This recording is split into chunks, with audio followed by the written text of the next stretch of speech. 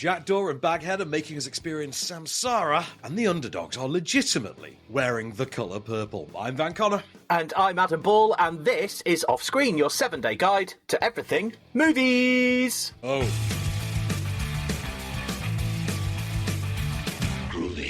Hello and welcome back to the show then. We have got a jam-packed show, loads of movies to look at that Van has already seen, of course, as usual. And we're going to start with Samsara. So all I know, this is to do with teenage monks. That's about as far as I know. Yeah. This was a hard start. Obviously most of this week's I was watching at home on links and award screens and things. And usually it's a weeknight. Your mates have got nothing to do, so you sort of offer like, "Hey, I'm going to watch this tonight if you want to join me." And this one was a hard sell. Nobody wanted in on this one. So this is a Spanish-made movie, Spanish-made documentary, basically following a tribe of, I think they are.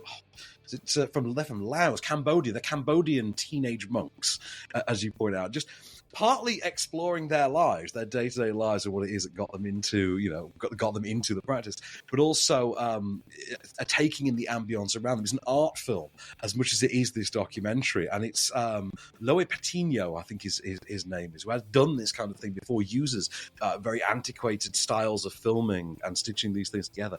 And what he's done here, and go with me on this one, Adam, because it's going to sound nuts.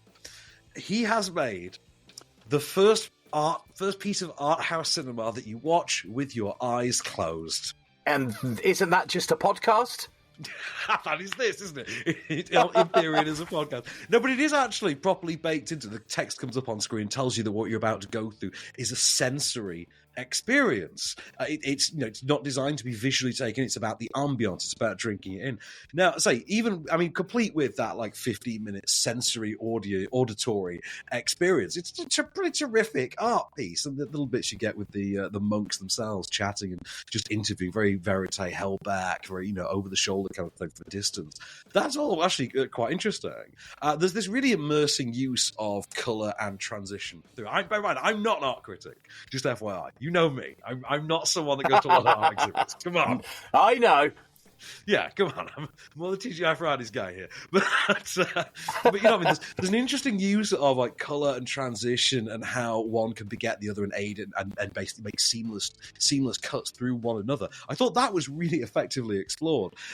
It's not for everyone. Obviously, this is not like a Saturday night crowd pleaser, as I want to say. But as an art piece, and sort of meditatory, what do you call it?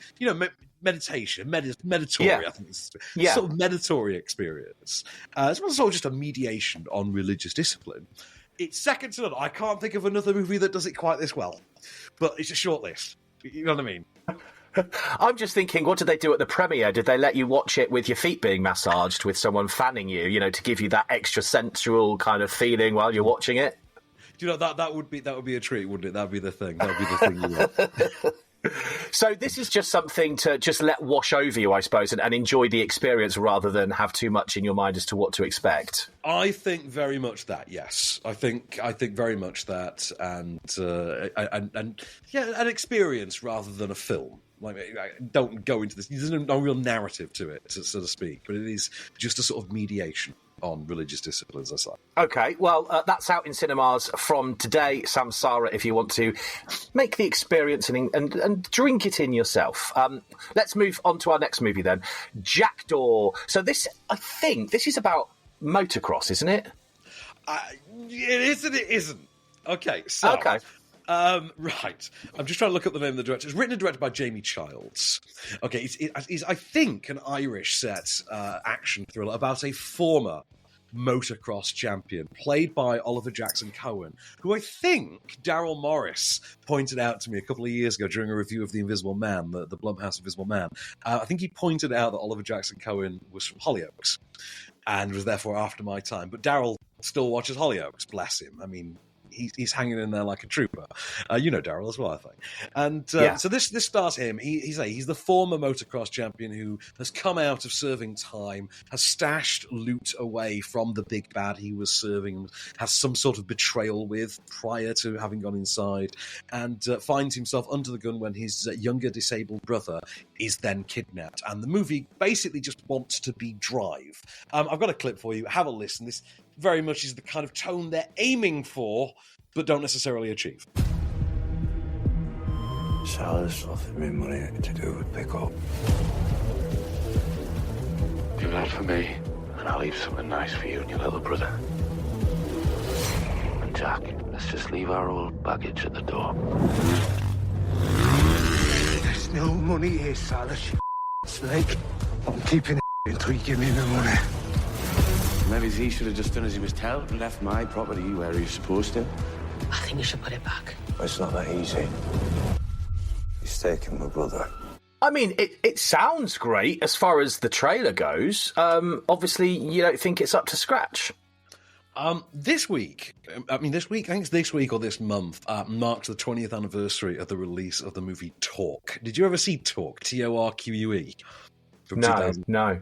This was designed to be the motorcycle answer to the Fast and Furious, and it was one of the most idiotic things anyone had ever done with motorcycles in movies. And then you see something like this, which is somehow hysterically poor, even by comparison to Torque, a movie that ends with the triumphant closing track of Sunday by Nickelback. So make of that what you will. In that way, that your son is 5 now. Is he your son, Albert? He is. Yeah, 5. He yeah. is. So I don't know if he's anything like my nephew's, about the same age. My nephew's gotten to this phase, and I think all parents or anyone with a kid in their life has experienced that moment, in which they discover jokes for the first time, and you start telling like the dad jokes, and they start trying to tell them back. And even though they know the rhythm of how a joke is supposed to work, they're just making up nonsense, and it's not actually funny, and you sort of have to play along. This is that, but to the movie Drive, if you know what I mean. So basically, it misses the shot every time. It absolutely misses the shot. I would describe the aesthetic of this as grimy, but with a sort of video game marketing level of artificial lens flare. You know, like the level you only see when they're marketing the new Xbox game or whatever it is. The score early on, which tries to really be the sort of energy, the heart and soul of this, is really, especially in the sort of early chase sequence, which you could sort of hear a bit of it in that clip that we played, that romping tone there. That's meant to, I think, to sort of evoke the vigour and the pulse of sort of late 90s Brit cinema thrillers. But it sort of fails to realise at any point that it lacks any of the energy or the pacing or the engagement to justify that tempo, if you know what I mean.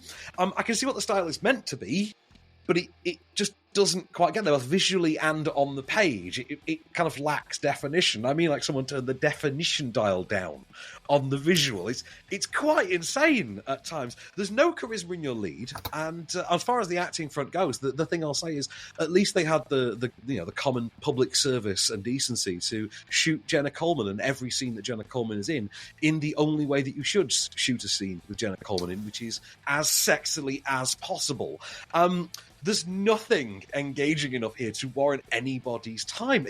It's like a showpiece for an up-and-coming filmmaker, but I do mean like a fresh out of uni kind of filmmaker. There's nothing to call this on. You would be bored of this if you came across it on streaming or on Sky Cinema, and it does feel like a movie that will be on Sky Cinema in about a month tops. There hasn't been a massive amount of promo for this movie because I haven't really seen much about, to be fair. So do you think maybe they're not too confident in it themselves? I mean, it's just not one of the biggies this week, to be honest. It's worth noting there is one biggie we are not going to get to cover this week, which is All of Us Strangers.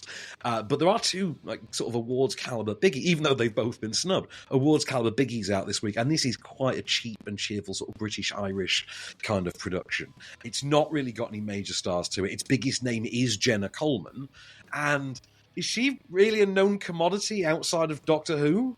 And, obviously delinquent men in their 30s and 40s like ourselves. Speak for yourself. Exactly. A delinquent charitably, of course. Well, if you want to go and see it, you can, because Jackdaw is in cinemas from today. Right, next then, The Colour Purple we shall be looking at. Van's already seen it, and we'll see what he thought about it next. Stay right where you are.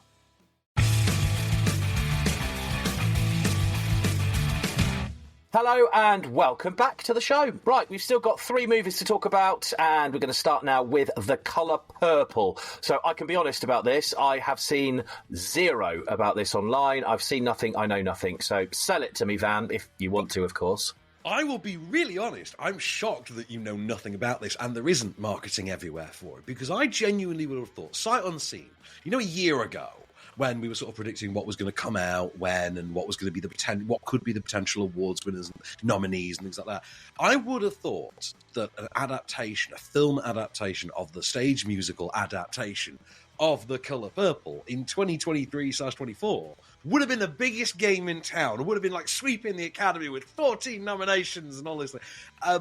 And yeah, it's quite a quiet release. And obviously, we've now had the Oscar nominations this past week, and it's been near completely snubbed. So I'm quite surprised by that. So most people know of The Colour Purple. Most people, sort of our age at least, kind of know of The Colour Purple because of the 1985 Steven Spielberg adaptation. Yes. Right, which starred Whoopi Goldberg as the character of Celie, and Whoopi Goldberg does actually cameo in the very beginning of this adaptation. Obviously, all of them, they are all based on the 1963 novel by, I think it's Alice Walker. It's been adapted for the screen here by Marcus Gardley and Marsha Norman, and directed by, I think, he's a music video director. And I want to make sure I get this name right, because it's so badass, I have to do it justice. Blitz Badavale. Whoa! What a name! Badavale. What a name! But just having the first name Blitz. Do you imagine? Yes, a strong name. Imagine being mates with a guy named Blitz. Yeah. You'd think he was a gladiator. Yeah.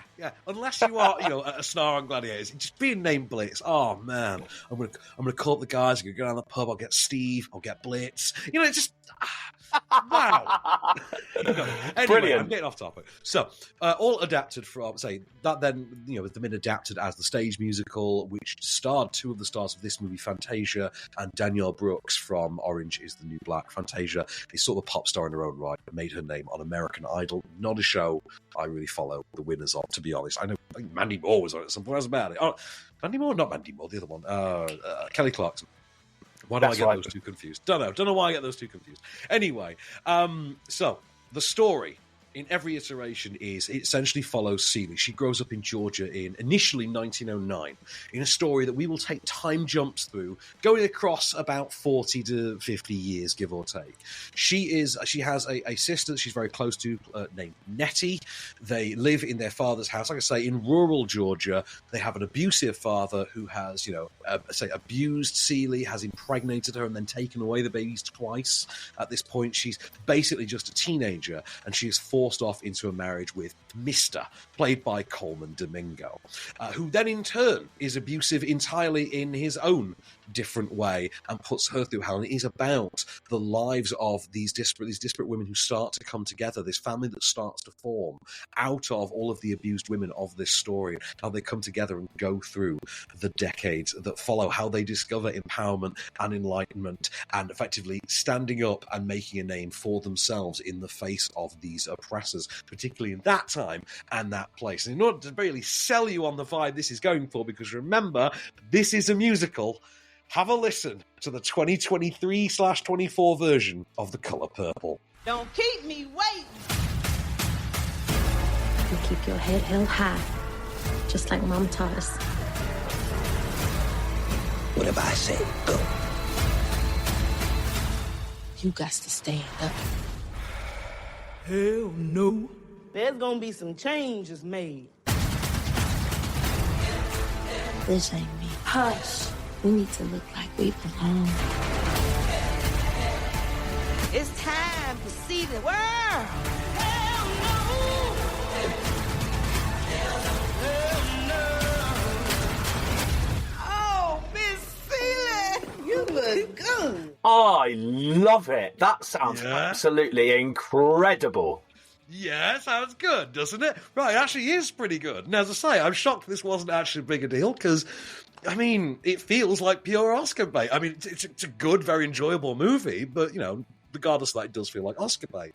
It's produced by Oprah, Spielberg, and Quincy Jones. So they are not messing around. Yeah, not messing around on it.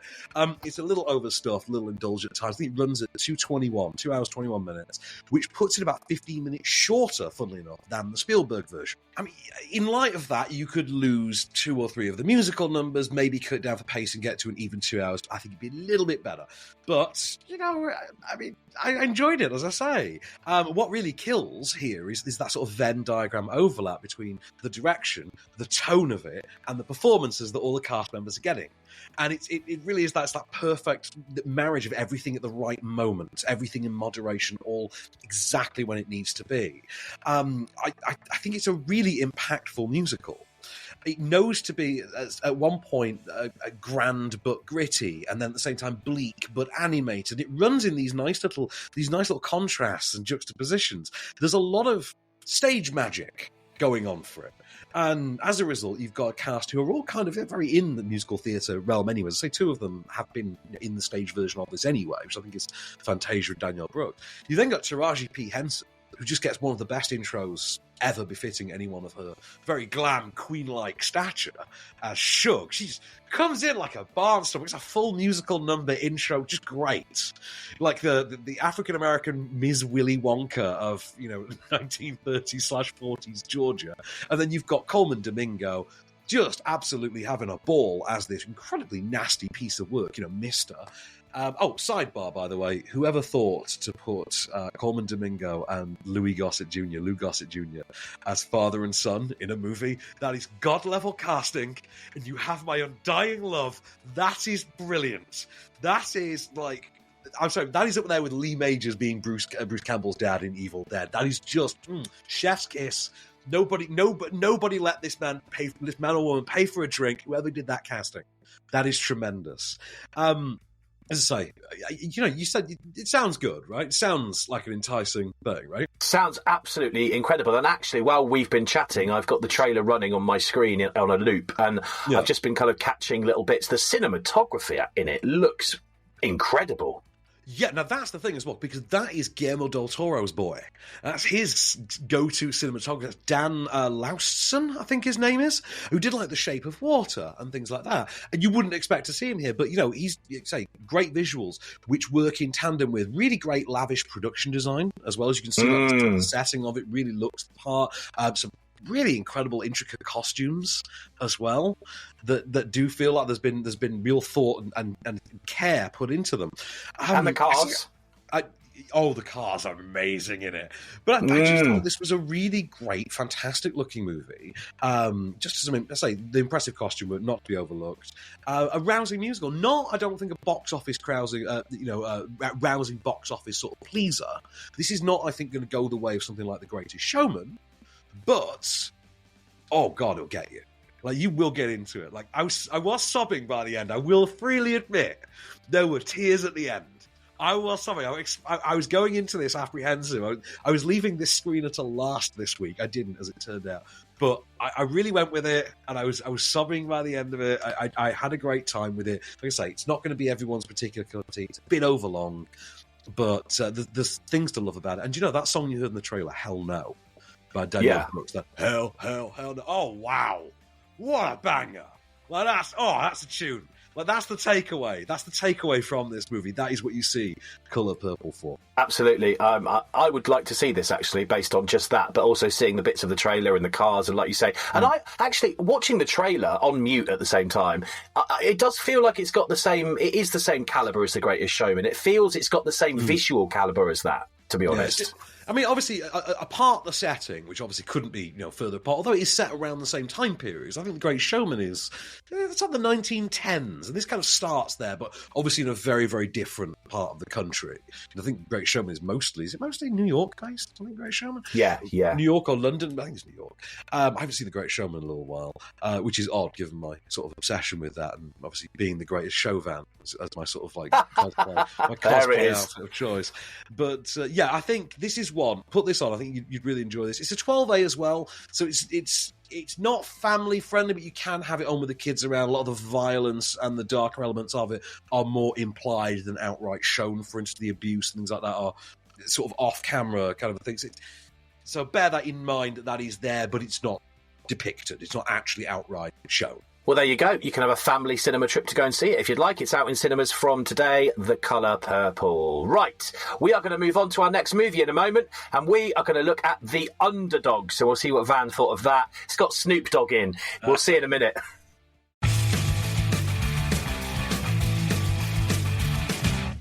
Hello and welcome back to the show. We've got 2 more movies to cover this time round. We are going to talk about Baghead in a minute, which I, as a quick sort of speedy read, read it as Boghead. Thankfully, it's not. But we're going to look at The Underdoggs right now. And this caught my eye because I do like a bit of Snoop Dogg. So I'm hoping that he does this justice. Well, I'm going to tell you this for starters, by the way. Baghead, whenever I typed it this past couple of days, has been corrected to Baghdad every time. Yeah, I mean, typical, right? There's always something. So, this is a new movie directed by, I think it's Charles Stone III, who has really directed, effectively sort of direct-to-DVD level. I mean, yeah, direct-to-DVD level kind of comedies. This time, obviously doing one starring Snoop Dogg. This is going to Prime as of today. And stars Snoop as, I think his name is Jalen Jennings, I think his name is. 2 J's. 2 J's, I think his name is, Jalen Jennings, who is a washed-up NFL player. He was a teen prodigy in high school, NFL player, has then gone to the big leagues, had a famous moment in sports history, and then has just become a bit of a wayward, rebel with substance abuse problems. Clearly liked a bit of a smoke too much because, of course, he did. He's played by Snoop, and his career has gone off the rails. He then, in the sort of, faded celebrity era of his life, he's trying to get his life back together, trying to mount a comeback. His podcast isn't really taking off. And Jesus, if Snoop can't make it work, there's no hope for the rest of us.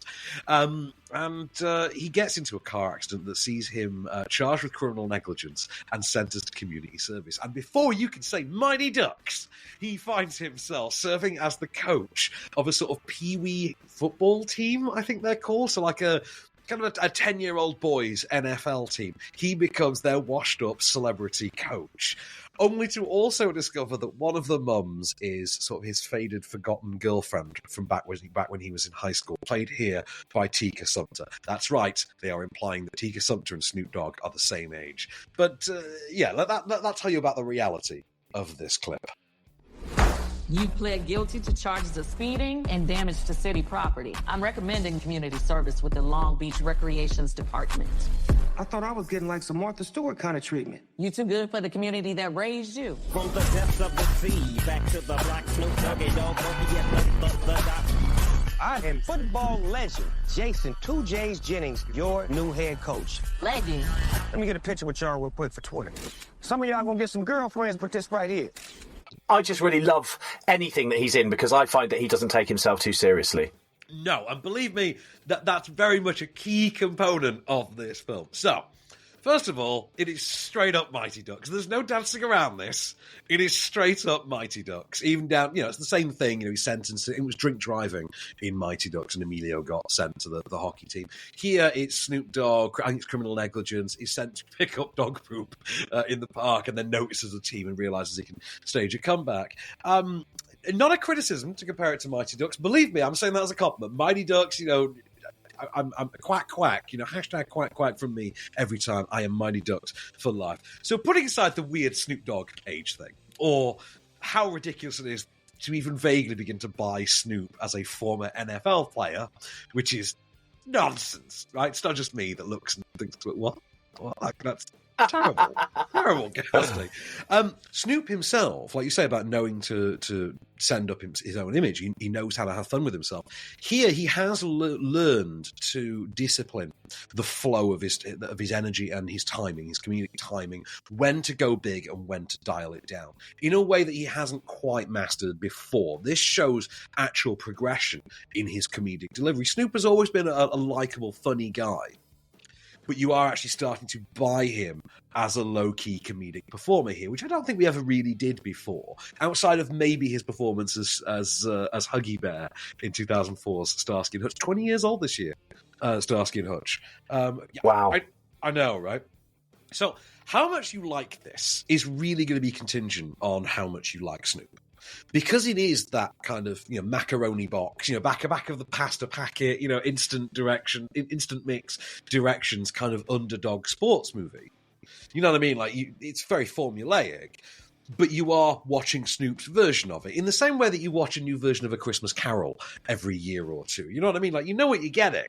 You're just getting someone else's interpretation of that, someone else's version of that. And like I say, Snoop, I think is quite a likable, entertaining guy. You've got a 3-star movie here that he alone seems to make about a 4-star to me. It's like a 4-star experience out of a by the numbers 3-star film. This is not going to blow anyone's mind. A lot of the comedy is derived from that Bad Santa level of, it's funny to curse in front of children, because sometimes it really is, especially when it's Snoop, doing it. I'd imagine he gets a fair amount of the punchlines in this, though, doesn't he? He really does. There is a half-hearted attempt to mine a sort of a class element to this, like a class war thing, where like the rival team are like a rich upper middle class white American team, and they themselves are deemed to be sort of like a low income, generally African American team, which is where Snoop comes from as well. But the message kind of falls apart because you've got Snoop in all his bling all the time. Like he's wearing the ridiculous outfits. Like someone points out to at one point, like why have you got so many Fs on your tracks? He's like, oh, it's to reflect my report card from when I was here, because he's visiting a high school at the time. By the way, there's a great line in this that had me absolutely howling, in which Mike Epps, the comedian Mike Epps, plays the assistant coach. At one point, inadvertently, implies that he's about to pull a gun on a bunch of 10-year-old kids. He doesn't actually, but it made me howl with laughter. But the one that really got me is his line to one of the kids, stop moving like you've got an album out. And That's brilliant. I love that. Yeah, that's a great line, right? That is a really, really good line. There is some good humour of this. Like I say, think something like Mighty Ducks meets Role Models. I think the Role Models with Sean William Scott and Paul Rudd as well. Something like in there. Tonally, it kind of sits halfway between Soul Plane, which again, now nearly 20 years old, Soul Plane, and the 2005 version of The Longest Yard with Adam Sandler that you always see on like great movies. Imagine something sat between there. It very much belongs in the frat pack era of things like Old School and, funnily enough, Starsky and Hutch. The Todd Phillips directed, Owen Wilson, Vince Vaughn kind of. We just say Snoop Dogg was a loose part of that pack. This feels like it belongs in that sort of pantheon, a nice throwback, if you will. I say I wasn't blown away by it, but I did have a really good chuckle with it at times. Like I say, formulaic. Snoop's having a ball. It's got a great soundtrack, obviously. Of course it does. I was about to mention that. I was about to say, are there many Snoop Dogg songs in the soundtrack? I mean, there's got to be, right? Or does that be ridiculous? Yeah. But here's where this gets really interesting, and you don't learn this until the end of the film. Because I didn't do research for this. It came through at the 11th hour. This came through like last night before we were recording this. So I watched this at 7 in the morning. Wow. So I did learn at the end of this, right, they do tell you that this is actually inspired by Snoop's own football camps for underprivileged youths, which he has actually run since 2005. Now, I actually wrote down somewhere the stats. I've not put it on my advanced notes, which is annoying. But if memory serves, I believe there have been 80,000 students join his program since 2005, since he set it up. Whoa.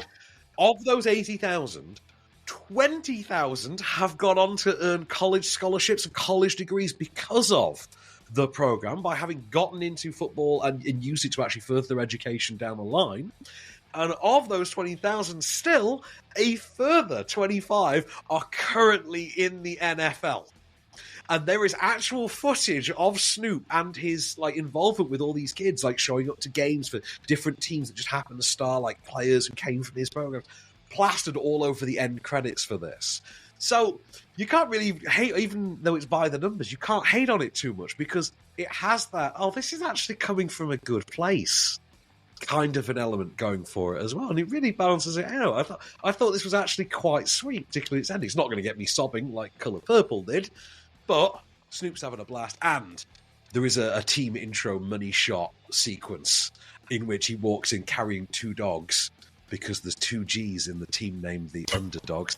2 G's, Yeah, like the title has Underdogs, it's 2 Gs. There's 2 Gs because he's 2 Js, so they get 2 dogs because there's 2 Gs and he's 2 Js. And he walks in slow-mo with his 2 dogs, and you're thinking, this is like a rock and roll Hall of Fame induction video clip.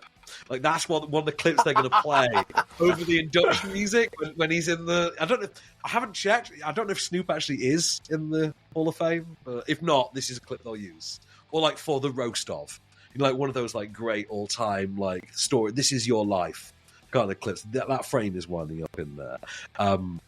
Also, respect that they managed to put in a Martha Stewart nod in a movie featuring Snoop Dogg. They actually have Snoop ask, as you heard in that clip, I thought I was going to get the celebrity treatment. He says, I thought I was going to get that Martha Stewart thing. And that's because they're doing that lighter campaign together, where they're selling lighters together, and it's plastered all over American supermarkets like Target and Walmart and stuff.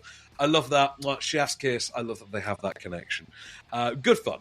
So I am a Snoop fan, so it worked on me. 3-star movie, 4-star time for me. I thought it was very fun. That does sound good. And if you want to watch it, you don't have to leave the house, because the Underdogs Double G is on Prime from today. All right, one last movie to talk about, one last ride. We're going to look at Bagheads in just a minute, so stay there. We'll be back.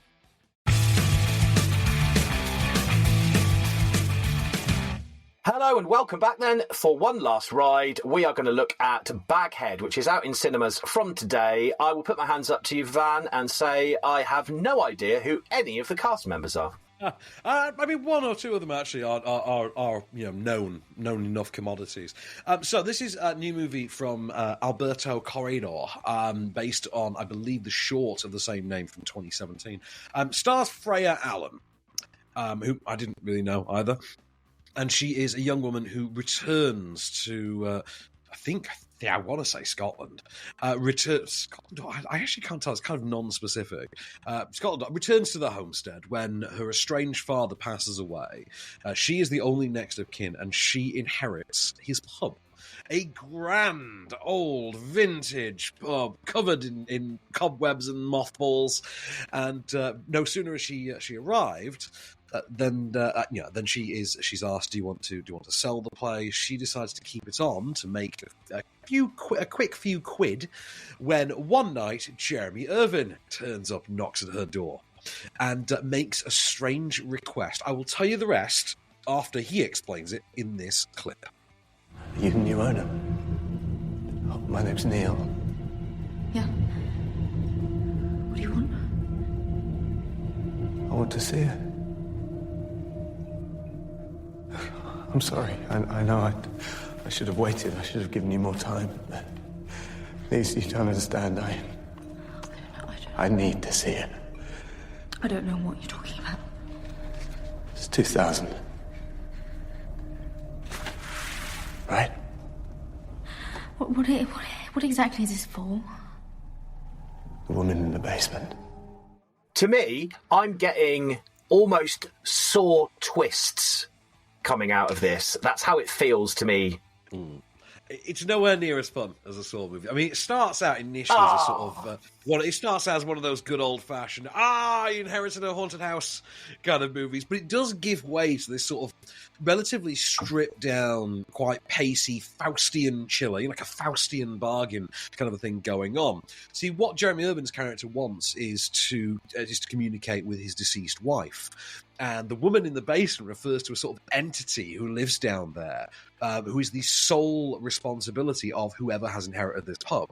She contains the ability, however, to basically channel the dead for exactly 2 minutes. However, if you push it past the 2-minute marker, she starts to gain more power. And it is about the temptation that comes with being able to communicate with your lost ones, with your loved ones, those who have passed on. I say Irvin has his wife. In the case of Freya Allen, obviously she has her recently passed father, who was the original owner of the pub, and in that role, you've got my MVP of this. You've got Peter Mullen. I love me some Peter Mullen. He's always great value for money. He's Peter Mullen, and he knocks it out of the park. Every scene he's in this movie is the best moment you've enjoyed of that movie to that point. Like, the rest of it is, it's well enough made. It's like I say, it's quite a tight, stripped down, raw, tension-fueled exercise in just, atmospheric chills. There's a couple of decent jump scares in there as well, I have to say. And although I know obviously it won't have been shot in chronological order because 9 times out of 10 these things kind of aren't. But Freya Allen and less so Freya Allen, but Ruby Barker in particular, who plays Freya Allen's bestie, early on, like the early scenes in this, you get a very like early Doctor Who kind of feeling to the acting. She's quite creaky. I mean, she gets a little bit better in the later scenes, but early on, she is quite creaky in the performance stakes. It's very, very kind of woodenly delivered. And Freya Allen's a bit of a cut above, but initially, early on, she is being quite dragged down in those scenes that pair them.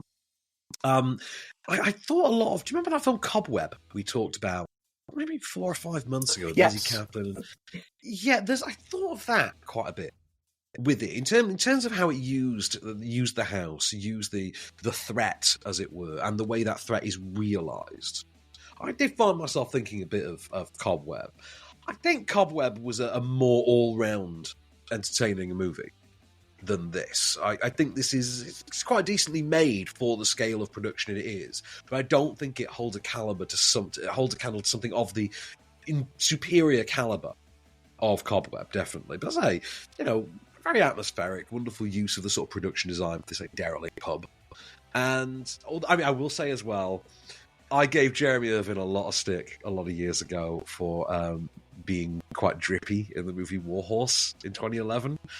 And he got better. Like by the time he got to Woman in Black 2, which again, companion piece to this in a way, has that kind of same kind of feel. By the time he got to that, he was a little bit better. But here, he's reached his leading man stage. It works now. He's a lot more powerful as a leading man, I think. I've got to say that Baghead himself looks quite harrowing, actually, from the images. Oh, herself. Sorry, herself. She looks quite harrowing. She is. Well, I mean, you can't really tell from the screenshot that I've seen, but yeah, it just looks very harrowing, to be quite honest with you. Yeah, I say not entirely dissimilar to the one in Cobweb, in a sense, with the ghoulie in Cobweb. But say it's quite a nicely paced movie as well. It runs to an hour 34, so it's a nice tight 94 minutes, which is kind of the sweet spot for any movie. Really, so yeah, I mean that's out in cinemas from today as well. I do think that's worth a look. I think if you're looking for a good, solid, pulse pounding, a good rock solid chiller, take a look at Baghead. That's a decent one. I think it's always good to have a few jumpy bits in as well, isn't it? Because although you start a movie thinking, I don't really want too much jumpy stuff in this, actually, when you do, it makes you enjoy the movie just that little bit more, especially if you're in the cinema. So, Baghead, not Boghead, in cinemas, Baghdad, in cinemas from in cinemas from today. Right, let's talk about next week quickly then. Some of the movies we've got coming up.